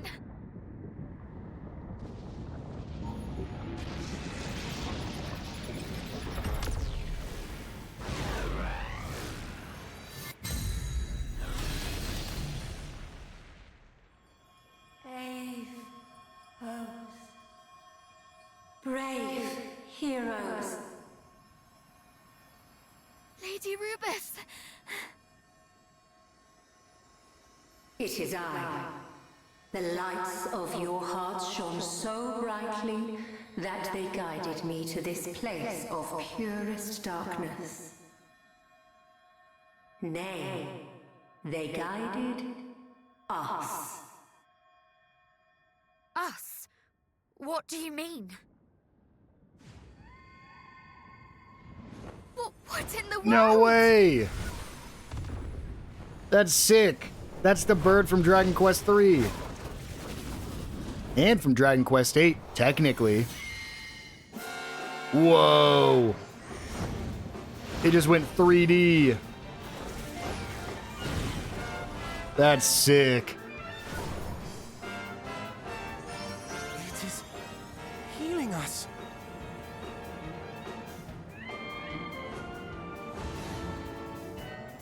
Now, scions of Erdrick, one final battle awaits. It is time to defeat the darkness and summon forth a new dawn.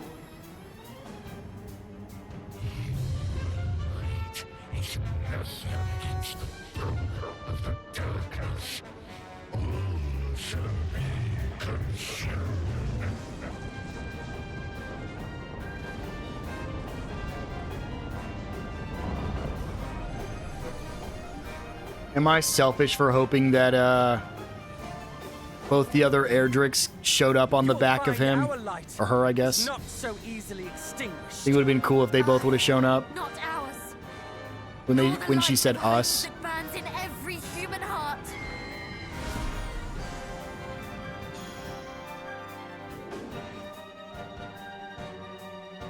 This is the new final boss, Malroth. Now, here's the thing. We're probably going to follow orders, because what we need to do is we have to start the fight with Erdrick's Supreme Sword, and then I'm just going to defend with everyone else. Because this makes it so we can actually damage the boss. Because we bathe everything in the light.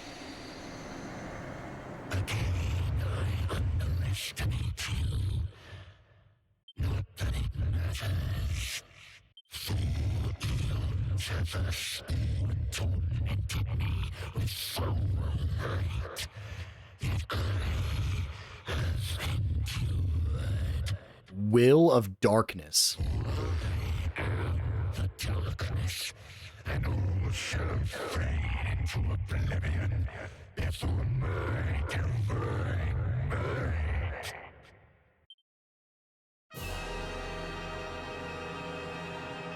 And now the fight actually starts. So let's go ahead and show no mercy. Now, this fight typically is the reason you want to be a really high level. You can see a single attack does 186 damage to me, but imagine what happens when they hit 3 or 4 times and you can't get buffs on yourself because it nullifies your buffs and it gets buffs on itself. Now, this fight is a little bit more gimmicky, kind of. It still hits pretty hard, but I believe it actually, it's going to heal like Malroth did. Is this Malrath? Malrath? Is that the name of this one? Malrath? It just healed as you saw there. Honestly, we're just using the strong attacks until we get below half. Once we're below half, we'll start using the superpowered attacks. I don't want to say anything too soon. Are we going to beat this guy and we didn't even need to do any of this on Draki Quest mode? Because we could have neglected some of that damage if we had used... if we would have buffed like we would have during the fight. Because we would have ended... Malrath is almost dead. Is this real?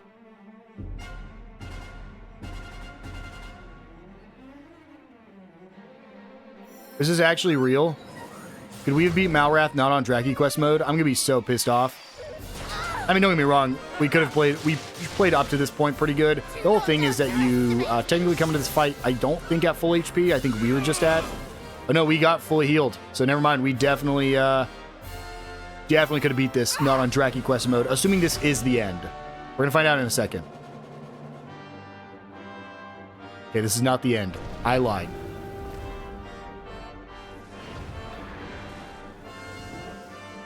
Gross. Okay, well, maybe this is where it gets hard. You nullified everything. Let's open with an Erdrick Supreme Sword. I don't know if you need to use it again, but just in case. Okay, well, no, but here it is. Okay, yeah, oh, this is where it gets hard. Never mind. That was 363 damage on a single attack. I lied. Holy. He's more vulnerable to damage now. We'll go ahead and all follow orders. Caradot can go keep using Show No Mercy. So that's fun. Oh, but he's weak to everything. Just use your strongest moves at this point. I genuinely wasn't expecting that. That was pretty cool to see. Twin Dragon Lash. Prepare to be smitten. It looks like, yeah, we're doing like 1,000 damage to him per hit, but he's hitting us for like a couple hundred damage as well. per hit. So, yeah, 207 damage to Tails, who has my, I think, second highest defense. And he's not even at half yet, and we've done a lot of damage to him. I can definitely see why you want to be at least probably around level 80, 85 in order to beat this. Because, man, I'd be so sad if I got to this point and just hit a wall. Went through the Dragon Lord's, or the great-grandson, Dragon Lord's great-grandson, went through Shenlong, got to here, and it was like, oh yeah, you're not going to be doing anything now. Let's go ahead, and I'm just going to start spamming Erdrick's Supreme Sword, because this is going to do more damage than probably, well... Now, we'll use a single Flying Knee. Hiranel, there's actually not much you can do, unfortunately, so... Kabooms. And Twin Dragon Lashes. Oh, he's no longer weak to everything. The reason he was weak to everything was because of Erdrick's Sword. Honestly, having Tails just use Erdrick's Sword and have everyone else worry about damage might be the way to go.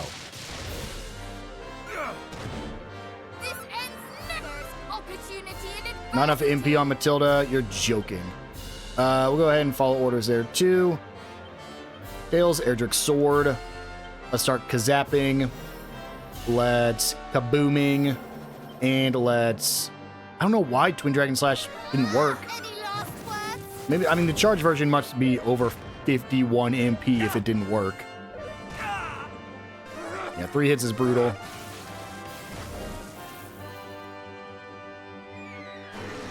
And there's him being more vulnerable to damage. And now it's just basically spam attacks till he's dead. Oh, that cause... Why is this Kazap buffed like that? I mean, I'm gonna do it. I'm just wondering why it's buffed like that.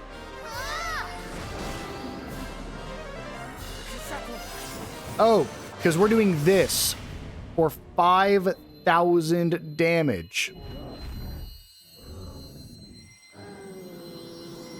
That's cool. There's an achievement for hitting max damage, hitting 9,999.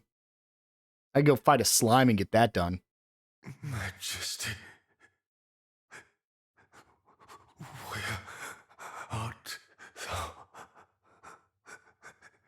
Canst thou hear my voice?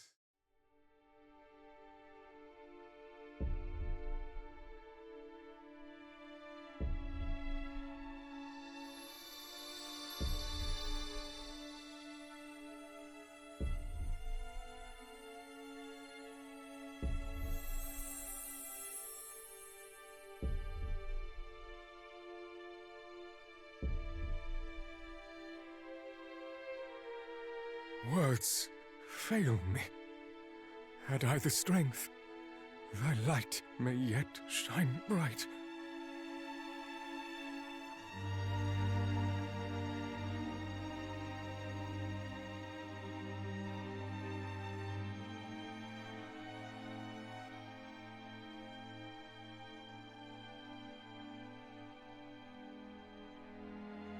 Majesty, wherefore? Wherefore didst thou forsake me? Come, Father. You know that Her Majesty was not long for this world. She knew it herself. Weep for her, yes, but do not blame her, and do not rail so against fate. Fate? Thou wouldst speak to me of fate? Damn the fates!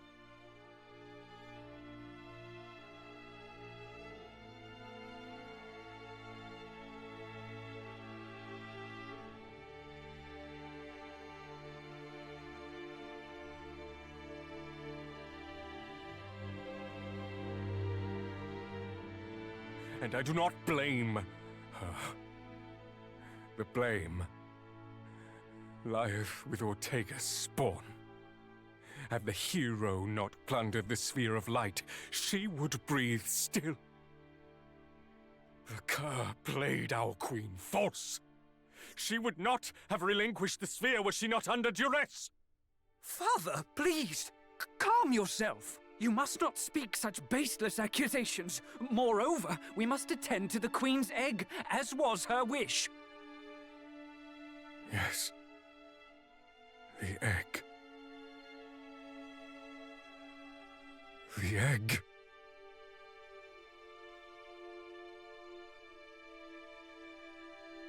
Father Hargon?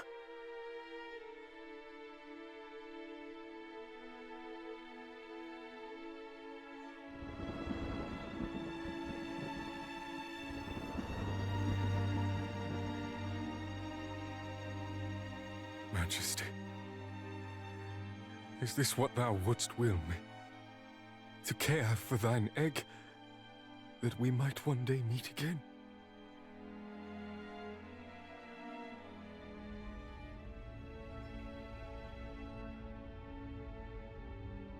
But how can I do that in a world where thou art not?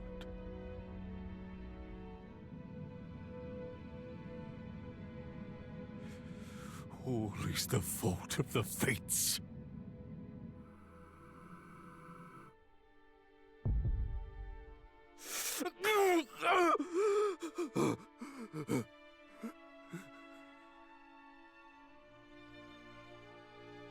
That accursed hero took everything from me.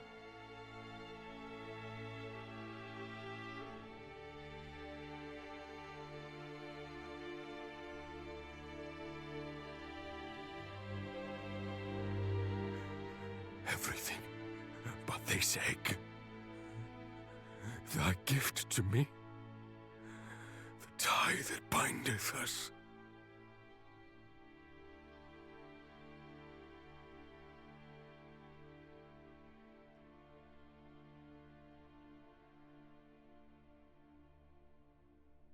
Your Majesty, fear not, for I will see that thine offspring grows into a fine leader of the land.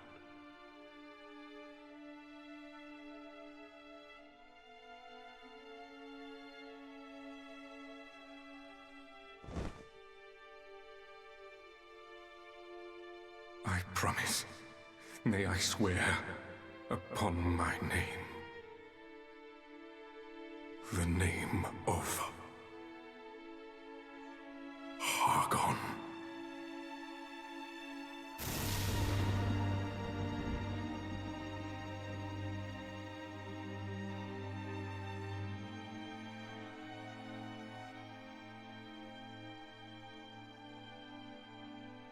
Yeah, I mean, we kind of already knew all that.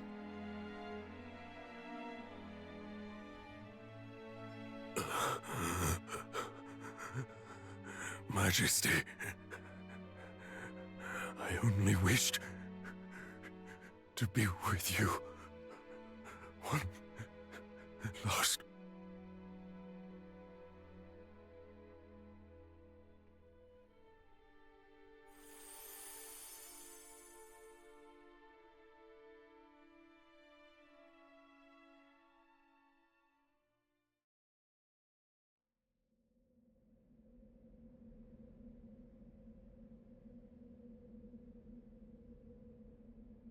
I believe I just witnessed Hargon's past.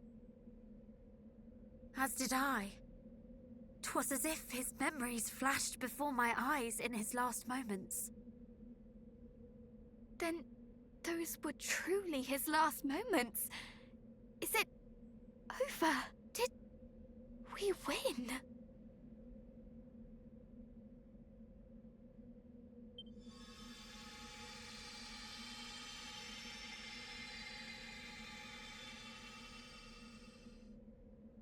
The realm is saved.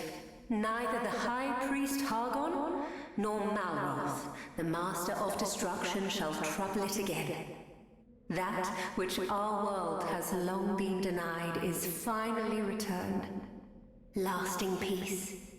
And it is to you that we owe this miracle. Truly, you do your forebears proud. Your triumph this day will go down in the annals of history. Another chapter is written in the legend of Erdrick. Now go. The world awaits you and your glad tidings.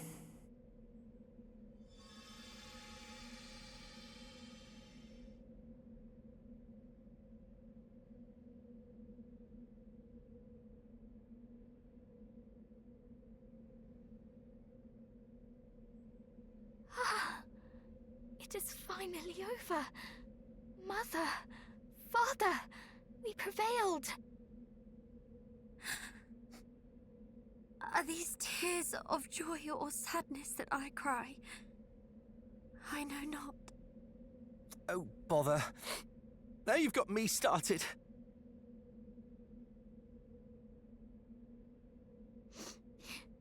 Lady Rubus is right. We must share the good news.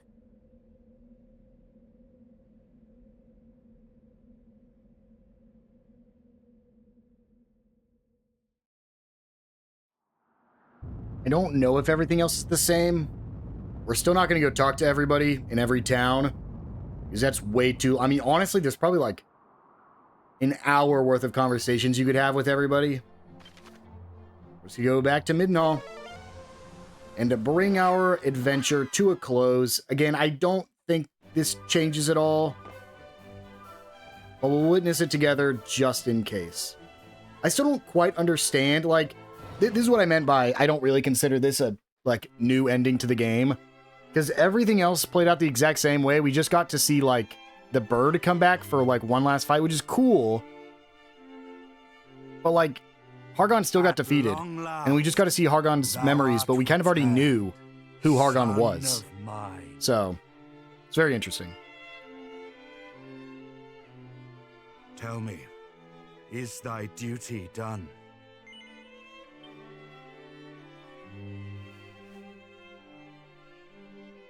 To have fathered such a man as thee doth fill my heart with pride.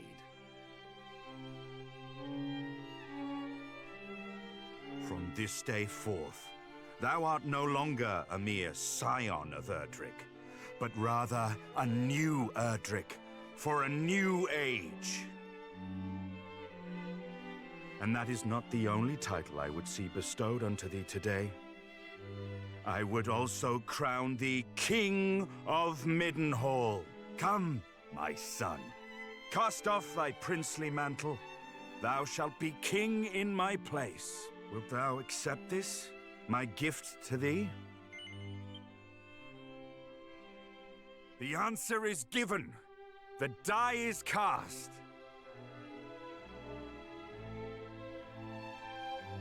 All present have borne witness.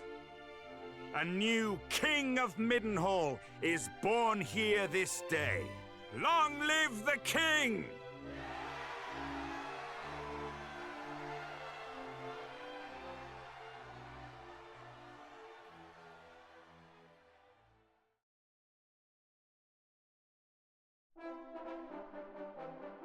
And so, that brings us to the end of the game. I'm just going to skip, because if there is a new scene, it'd be at the very end. Looks like there's at least one new scene here.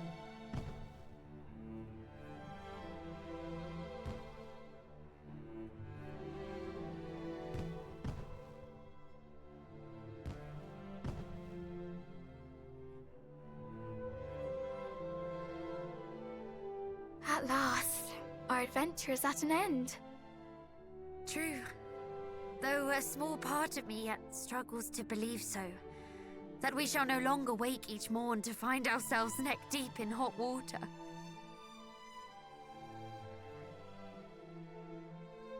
Unless we choose to place ourselves there.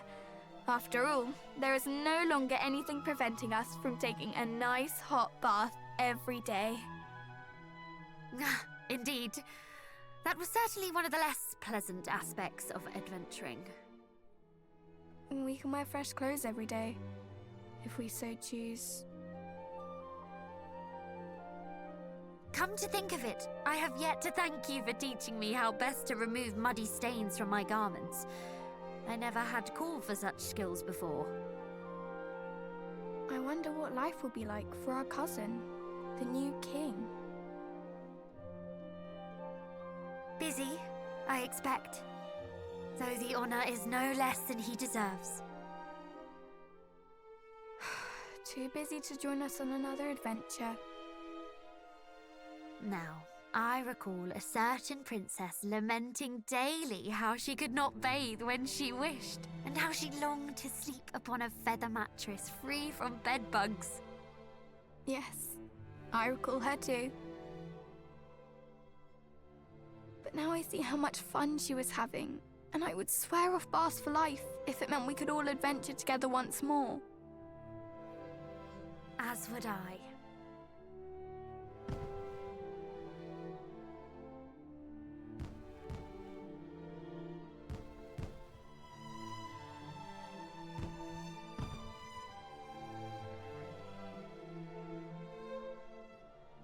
I enjoy being fated for all my heroic deeds as much as the next man, though it does get rather tiring, don't you think, cuz?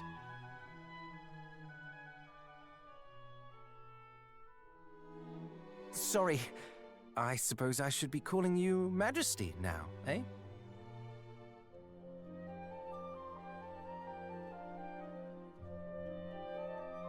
No, but I'll look an awful bore if I don't.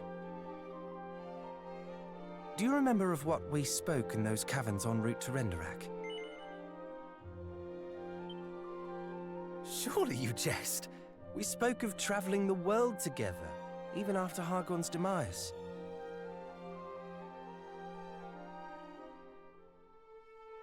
Though I admit I thought we might have a little more time together before you became shackled to the throne.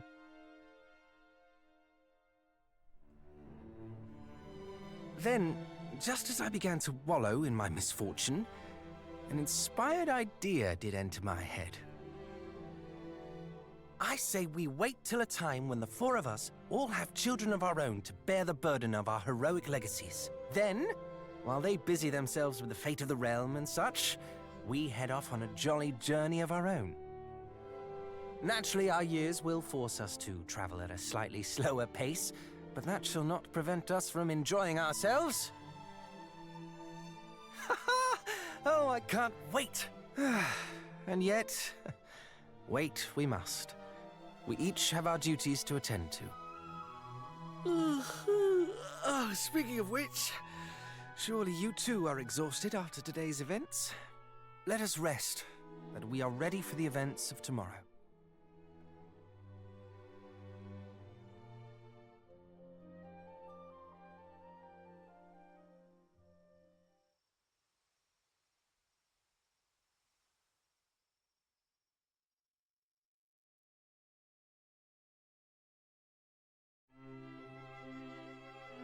Good morning, Majesty.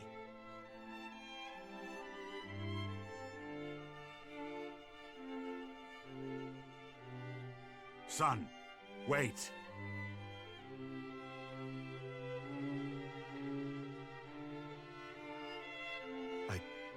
I had thought the throne the only way to reward thee for saving the realm.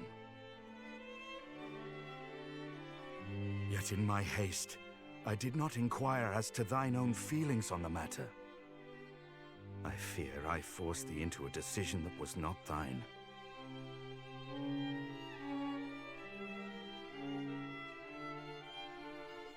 Cousin, quick! She is calling us.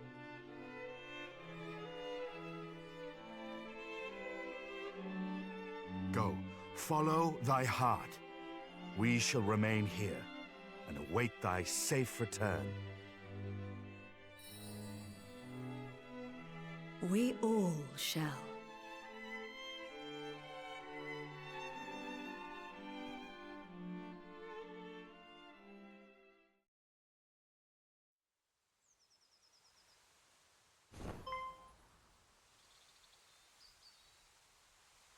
That bird-like creature, the one who aided us in our final battle, she has returned.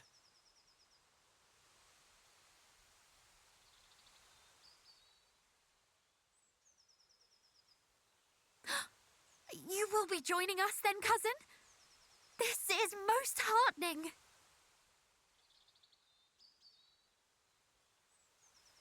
Quickly! I think our feathered friend has somewhere she wishes to take us.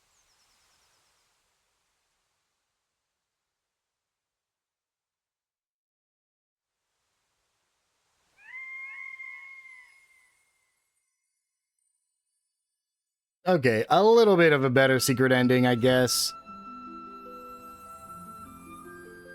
The fact that our characters get to go on another journey.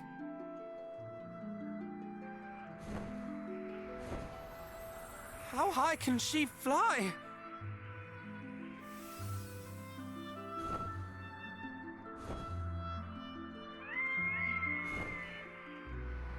Higher than one might expect.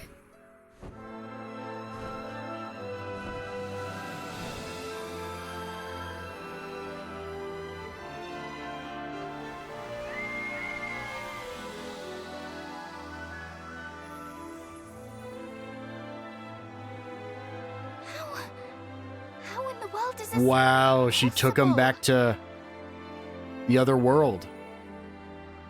Right? This is the world that Ortega and the original Erdrick are from. Oh, that's cool. Okay.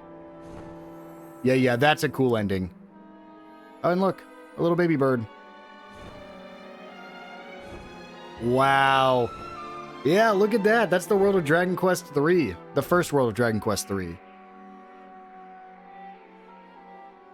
Is that where we started? No way. Is that where we started our adventure back in Dragon Quest III? That's so cool. Okay, that is a really cool little secret ending here. Are we going to end off on that? Oh, there's the song, baby. I love this song.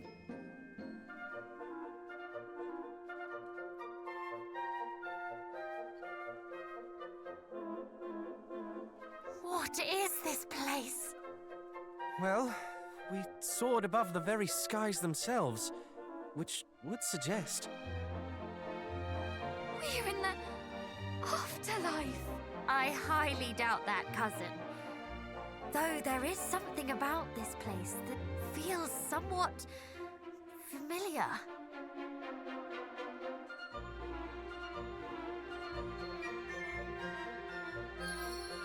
Excuse me?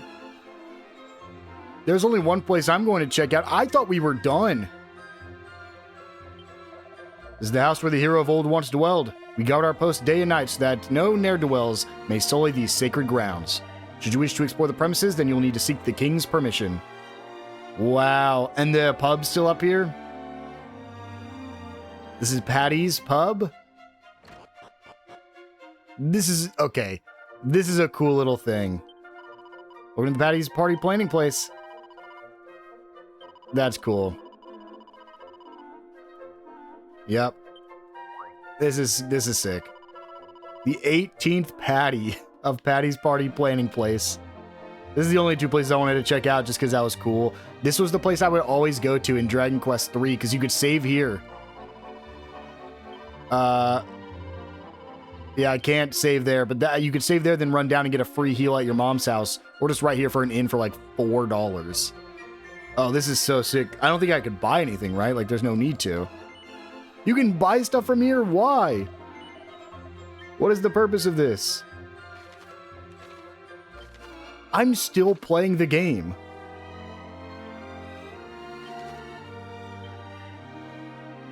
I can't fast travel to here. I'm sure it would cancel my fast travel if I did try. He sells the best weapons in the game. The best armor in the game. I mean, of course, besides, like, the stuff you can get from, like, the bosses and stuff. Alright, well, there's really nothing else here that's worth looking at. Let's go ahead and go meet the king. This was the king that set our hero from Dragon Quest III out on his very first adventure. Oh, the music sounds so good. Welcome to Aliahan Castle. I don't think any of this music was in Dragon Quest 1 or 2. Just up the stairs.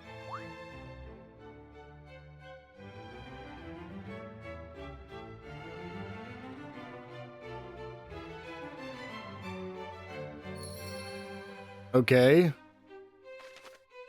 There's no treasure chests or anything here. Hello, king. I know you're like the 18th king. Well met, intrepid adventurers. I am the King of Aliahan. Worry not, I know precisely what led you here today. You too would have me regale you with the hero's legend. Yes, this is the Aliahan, the kingdom in which the adventurer of old who did save our world from certain doom was born and raised. Wait. Yes, Aliahan is the word inscribed on Erdrick's helm. Ah, then that is why it stirred my memories when the guard downstairs spake it. I fear I do not follow. You say that you found our fair nation's name inscribed upon a helm? Most peculiar indeed. Perchance, could I ask you to show me the item of which you speak?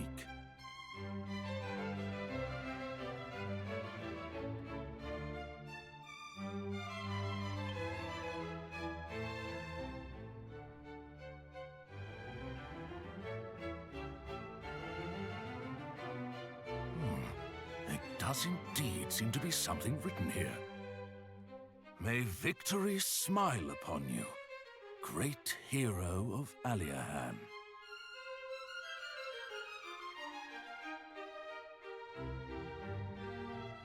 Great goddess! It is as I suspected. This is the self-same helm Ortega's friends gifted him on the eve of his departure. How came you to be in possession of it? Settle down, everyone. The question was rhetorical. I know full well what this means. We are blessed today with the presence of the scions of Ortega and his heroic offspring. Never for a moment did I imagine the words on the helm bore such weight. Nor that we would deliver it home centuries after it was crafted. The stuff of fairy tales indeed. At long last, the heroes have returned to us, to their ancestral home. People of Aliahan, heed me and heed me well. Today we rejoice. For the children of the hero of legend have finally found their way back to us.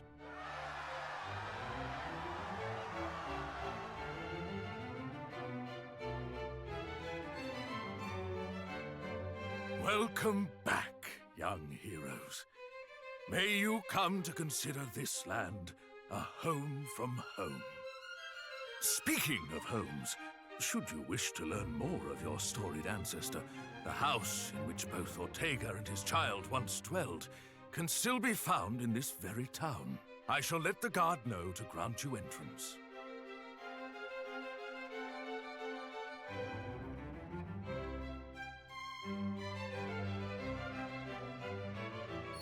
Okay, so we're not done yet. Wow. I mean, don't get me wrong. When I first played Dragon Quest 3, and even my second playthrough of Dragon Quest 3, it wasn't, like, outstanding for me. I would even say I liked Dragon Quest 1 more than I liked Dragon Quest 3, which I know that's a tough thing to say. I just like the fact that, I don't know, I like Dragon Quest 1 more than 3, I think. A little bit more. But, like, all these places are just so iconic to me. I guess they just stuck around a lot more than 1 and 2 did. This is the home. We are finally keeping our promise to our mom and dad all those years ago. And Erdrick is returning home. Wow.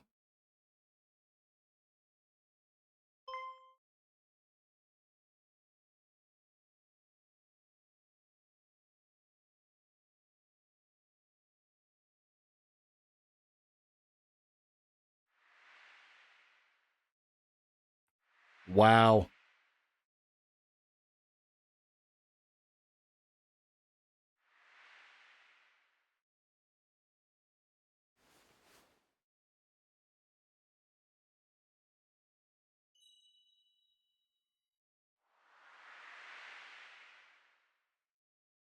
Oh, welcome home, Muffin! My dear sweet hero!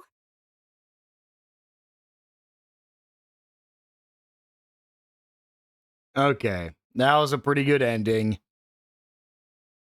That was a pretty good... I mean, yeah. I don't even know what I can't say anything about it. Wow.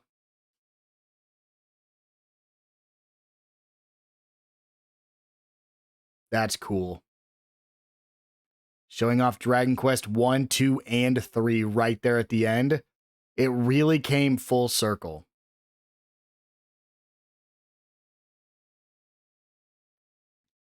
That's cool.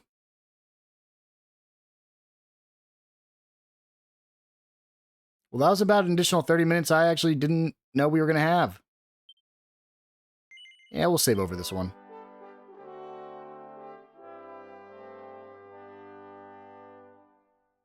I'm really glad I played 3, because originally I was going to skip 3. Really glad I played it. And with that, guys, this has been the entirety of Dragon Quest 1 and 2 HD 2D Remake. I hope you guys will join me in my next Let's Play. I will see you guys then.